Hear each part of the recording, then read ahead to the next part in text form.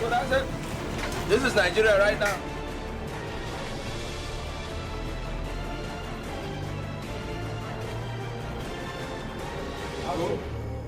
Action.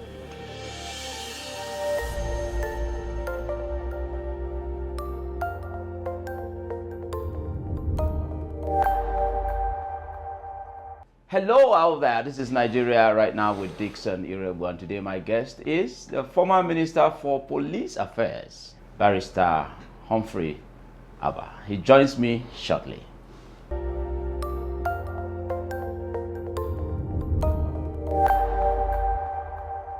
How has Nigeria been treated? That's another long story. Because we're all part of Nigeria. We know the challenges we have been going through for a long time now. Yeah.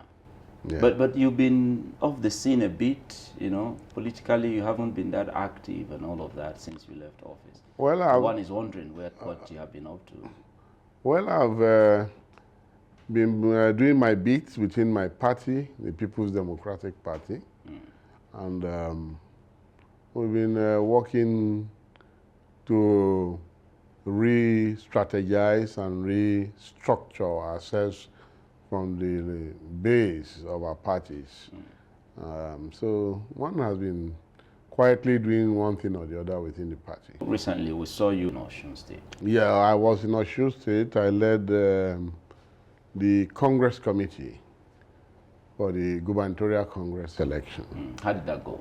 It went well. It was well attended. We had, out of 960-something delegates, we had 954 accreditation. So I think that was a good turnout. It was a carnival-like exercise. The people were very supportive. They were very happy that the event took place. It was a very well-attended Congress. Even without the governor, who was hitherto expected to be the candidate or aspirant, he was, of course, he had purchased the expression of interest form and all of that, and then suddenly opted out. Without yeah, you know, it was turned out that way. It was at about 10 o'clock in the previous night. Yes. Whilst we were in Osogbo, that the news broke out. It was flashed on the news channels that he had sent a letter of resignation to his ward.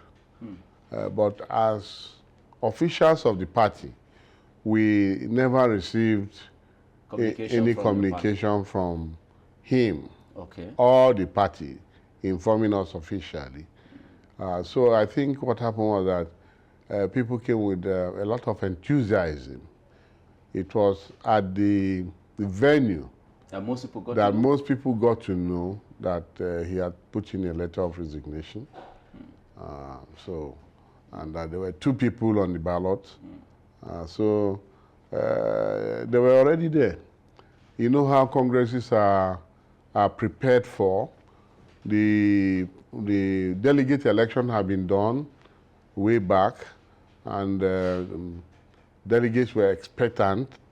They already knew the date. So when it was time for them to come, they didn't need to be further primed. So they came in with a lot of enthusiasm, and it was peacefully done. It was peacefully done. How did that come across to you as a member of the PDP? The message he sent to me, the message I took away from that Congress is that the basic support line for the party is the people. And the people have been attached to this party since 1998. If you look around, it's the only legacy party that is around, despite the turbulence that it's going through. So you find people who are emotionally attached, who through thick and thin have stayed with the party. And wants to stay with and have continued to stay with the party. you will not distract, you will not deny the fact that some of them will have tried to test waters in other areas, but at the end of the day, they come back because home is home. They have an affinity with the party that they all started.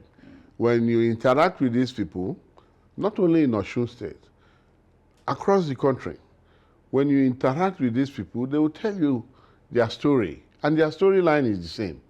Look, we started this party in '98. When we started this party, nobody gave us money. So we are not in this party because we are looking for money. We have labored, and we are remaining in this party.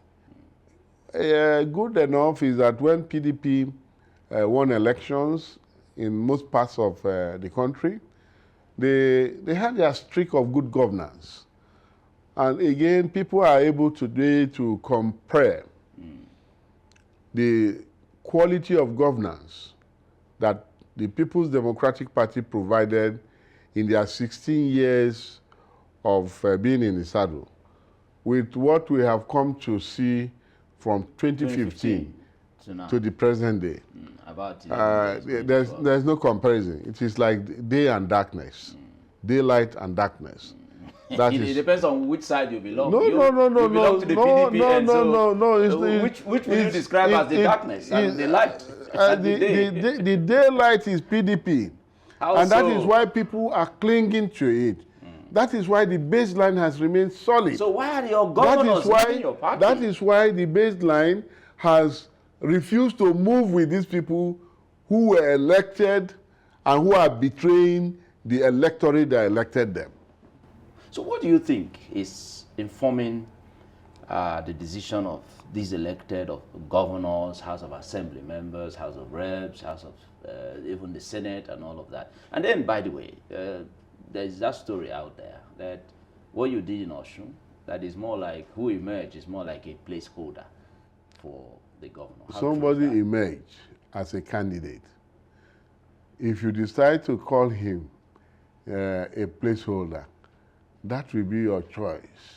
He's not a placeholder? It's, a candidate who was on the ballot emerged as a candidate based on the total number of vote cast at that election. Now, you ask me why people... Governors, particularly. In droves. Yes. It's... are we surprised? No. I think it goes to talk about the quality of the individuals involved. Without trying to cast aspersions on anybody, they will be in the best position to give their reasons. But if I had listened to some of them and who had said, oh, PDP is in crisis, PDP is that, I will ask them a very, very simple, logical question. That at our level, we all own homes, we all have built houses. Yeah. If the rain, the wind comes and tears the roof of your house, will you run out of it? Will you pack out of it? No. Or you will call a carpenter to mend the roof? Or you even improvise and do it yourself. Or you improvise and do it yourself if there's no carpenter around. So it goes to talk, it talks to the quality of the individuals involved. Maybe they want to belong. You know, in this country, there's a euphoria of I want to belong to who is in power. So maybe it is that euphoria or there are other underlying factors. We do not know. But the beautiful thing is that the baseline, just like the name of the party implies, the people have not moved with the elected officials. That's the baseline. That's what they should be looking at. Well, that remains for the people to probably prove you right or wrong. Because, for instance, 2027 is getting closer. You take a statistics and go around the states and challenge them to call the people out and see what the turnout will be like. Yeah, but there was an election in Anambra recently, and PDP's candidate didn't even get any. We had no candidate in Anambra as such. We had no candidate. PDP had no candidate in Anambra. You didn't take the contest seriously? No, we didn't take the contest. Anambra was not on the table. So how serious are you about Osun State then? Extremely serious. Are you going to win Osun? We will not only win Osun, we will win Ekiti. That's a lot of work is going on.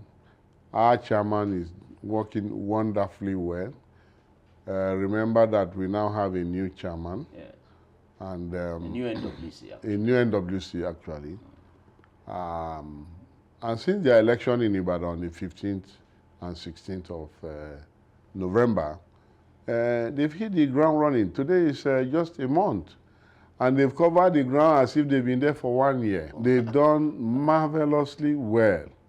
We have a chairman who has the capacity to move people.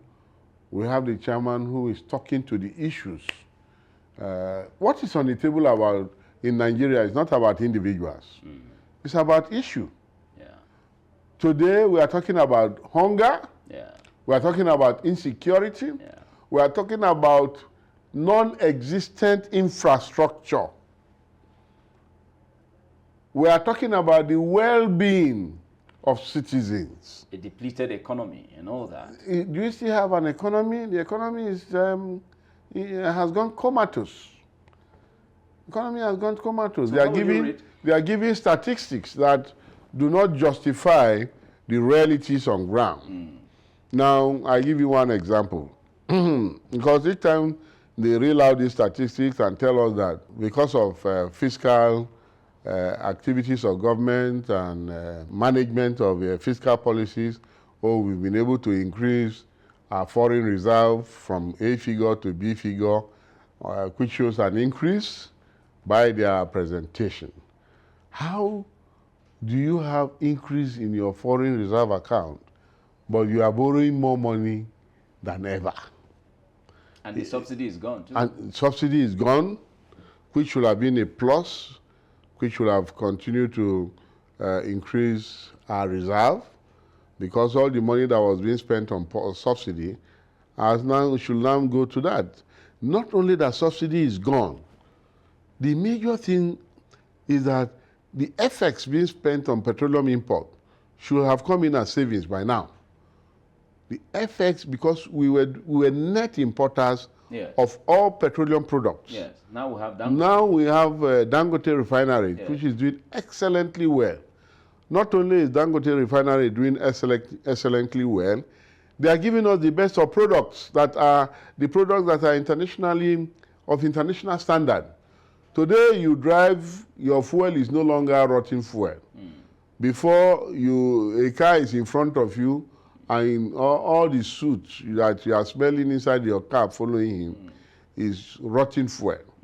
But today is not like that. So wouldn't that be seen as a plus to the APC administration? Because Dangote came within the APC government. No, it didn't start today. The factory was not manufactured overnight. Yeah, but they gave the support to it. foundation was laid during the PDP government. Don't forget that. Dangote did not, it's not a plug and play factory. It was a purposely designed factory that was incubated from ground zero to what it is today. So it took years of construction. You won't give APC government. No, it was not. No, they can't. The glory belongs. I give the glory to Dangote. Remember what drove him into it? Yes. In 2007, former President Obasanjo auctioned the existing government refineries. Yes. Himself and his consortium were successful in the bids. After the 2007 elections, the following government cancelled the bid rounds. All right? And you now say, okay, if we can't get the bid rounds through, let me build mine. Let me build mine. So that was when he went to the drawing board and started design and construction of what we now have today as a masterpiece. A masterpiece, not just in Nigeria, worldwide. Indeed, it is a masterpiece. A single train masterpiece worldwide. And you know, he's supplying his products worldwide, everywhere, to US, to UK, to the Netherlands, to India, to South Africa. Let's take a break and come back.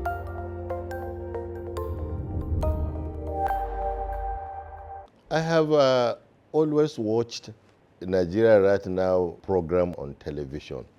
And I must say, as an individual, that this is one of the flagship programs that Nigerians should be following and watching, because Mazi Dixon Irowood tries in this show to now speak to current and burning issues in the country through comprehensive and incisive interviews with leaders in Nigeria from diverse backgrounds and from different perspectives.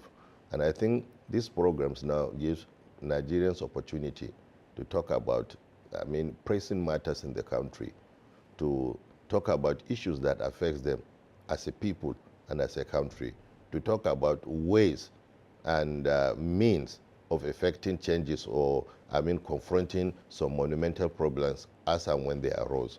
So for me, Nigeria right now is indeed a program that every Nigerian must not miss.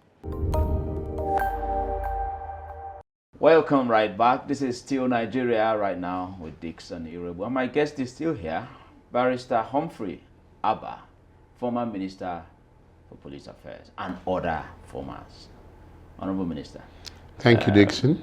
No one will expect you to give laurels to the ruling party. Nobody will expect you to commend them because you're in the opposition. But are you saying that the period of from 2015 till now, that you can identify some key things that you can, give accolades, so there are flowers to them, the APC government? How will you rate the current administration? When you say that you are giving accolade, you must have the capacity to point to what has been done on ground.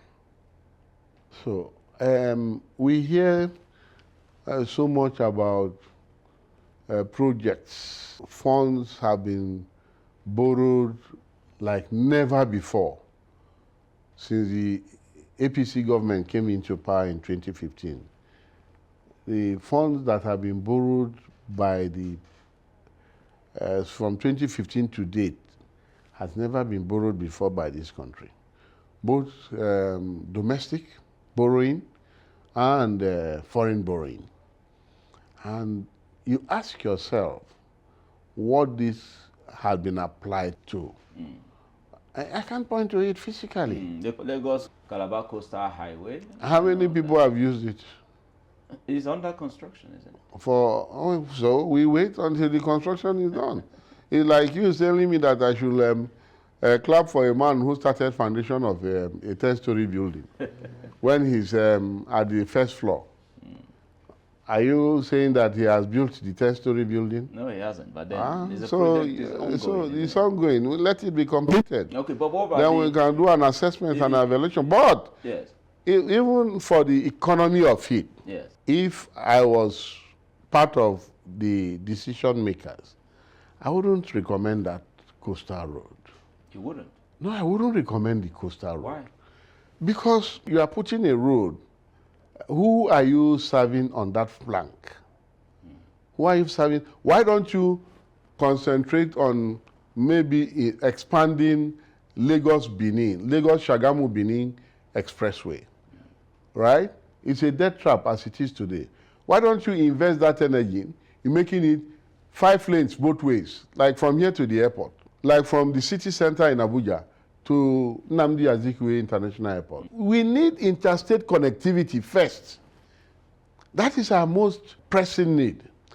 The coastal areas can be connected by sea.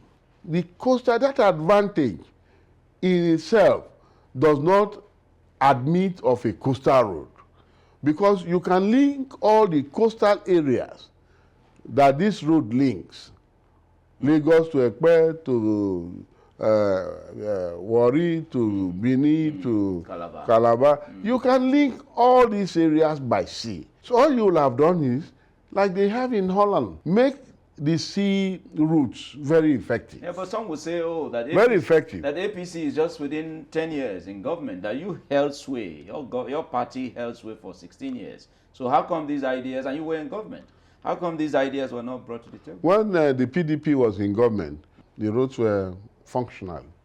You could live here and go to Lagos for 6 hours. Because I was one of those who never did a domestic flight. I used to travel by road. And now you don't anymore? I can't try it now. Why? For so many reasons. One, there are no roads. Two, the insecurity is more prevalent than a secured road. All the roads have been taken over by marauders, terrorists. And government is doing nothing about it. So how will you now take that kind of a risk? You know, it's like walking into a death trap. You know, there's no day that you do not hear of one kidnap or the other. On a 100-kilometer stretch, there must be a kidnap. That's terrible. That's terrible. That's terrible. That's terrible. Indeed, yes, it is terrible. Because we cannot pretend on the show that everything is no, it's so when you now say Lagos, Calabar, Coastal High, why don't you do the internal road? The other day we went to Ibadan. Between Ibadan and Akure, it used to take me 1.5 hours of good drive. Because you can make Ibadan to Ife in 45 minutes. Then the rest time, you spend it from Ife using the bypass to Akure. But now? But we landed in Akure hoping that we will achieve the same milestone. And it took us 5.5 hours using escort drivers. We had police escort clearing the road, helping us to achieve faster movement. But because of the damaged federal road, we got to Ibadan in 5.5 hours. Sad. That was enough time that it will take me before to get from Abuja to Lagos. Honorable Minister, would you say that the Ministry of Interior, because you were Minister for State Interior, how will you compare the performance of the Minister of Interior now, comparing it to when you were in government? The Ministry of Interior, there has been a lot of changes in the Ministry of Interior. Is there any improvement that you may want to see there? Yeah, I think some of the changes that have come, there are things that ordinarily we should applaud, right? Like the e-gates at the airports, like the issue of visa on arrival is something that used to be there, but I think it has been modified and improved upon. And the issue of passports, the time and all of that. Passport is still running on the same trajectory, but I think they have acquired more machines. So there's improvement. So there's improvement in the print time for passport. But I think generally in some of the issues that they've tinkered with in the Ministry of Interior, if you ask me, it will have been done differently. Why will I do it differently? Because it's also affecting us as Nigerians. Because the issue of visa is done on reciprocity. Now, people come in to Nigeria, you are given visa on arrival. You can get visa on arrival for a month or thereabout, or even if you get your 1-year multiple visa to come into the country, I think you're allowed a 30 days window to stay. It means that we'll be experiencing the same reciprocity when you go out of the country. Are we getting that? Yeah, that is what I think a country like the US had tried to introduce. They give you a visa now, you do 30 days. Okay, but previously, with your multiple visa, you could do 6 months. If your party were to come back, what would you do differently that would better the lives of Nigerians? If Nigerians give the People's Democratic Party the opportunity in 2027 to come back, the first thing that we'll address is security. Because President Jonathan was almost resolving the issue of insecurity in the Northeast. You recall that the last election had to be shifted for some weeks in order to ensure that the people in that flank were not disenfranchised by the insecurity issues. And he was achieving great milestones. In fact, he was almost 70% done with the issue of insecurity in Northeast. And you know that insecurity in Nigeria was then localized only to the Northeast. Confined there. Confined to the Northeast, and particularly the states of Borno, Yobe, and part of Adamawa, not the whole of Adamawa. Just part of Adamawa. That's true. So it was well contained, and it was being seriously addressed. But 2015 turned the tables around because by their own confessions, I think they exhibited what has happened, encouraging this influx and all of that. You are affirming that is what played out? They said it. The APC. They said it. Members of the APC said it. Go through your videos. Go through your videos. Go through your past records. Do a little research. You will see it. They said it. Senior members of the party said it. They brought in people to help them to do election. And when these people finished with the election, they couldn't ask them to go back. And that is what has become a permanent dent on our security architecture. And I think that if you have a government like the People's Democratic Party government, we are sure that we will have the capacity and the will to deal with the issue of insecurity. You need a government that has the will to do it. You don't think this government has the will? No, they don't have the capacity to do it. It's a matter of will. They don't have the will to do it because if you are compromised in it, if you are complicit, how will you now fight yourself? Okay, so these people that have been said to be expelled from your party, do they have a chance to come back to your party before 2027? If they come and confess their sins and ask for forgiveness, God says we should always forgive people. I'm a Christian, and even the Muslim Quran teaches about forgiveness, right? So if they humble themselves and turn from their evil ways and come and ask for forgiveness, why not? We are all brothers. The more the merrier. We are all Nigerians. The more the merrier. Nobody wants to cut anyone away. What we are trying, I think what the party is trying to achieve is instill discipline.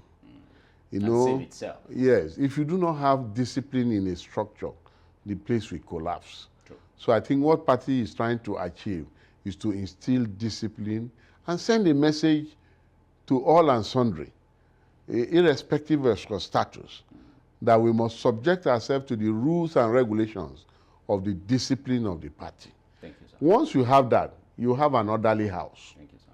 Honorable Minister. Thank you very much. I appreciate you. Thank you. Thank you, sir. God bless you. Nigeria right now with Dixon Irebu, and of course it's been intense, engaging the former Minister for Police Affairs, former Minister for State Interior, former Minister for Commerce and Industries. Let me bring you back to what we usually would say on this show. Don't forget the part of our anthem that says that we may build a nation where no man is oppressed. I'll see you next week on this same show, Nigeria Right Now.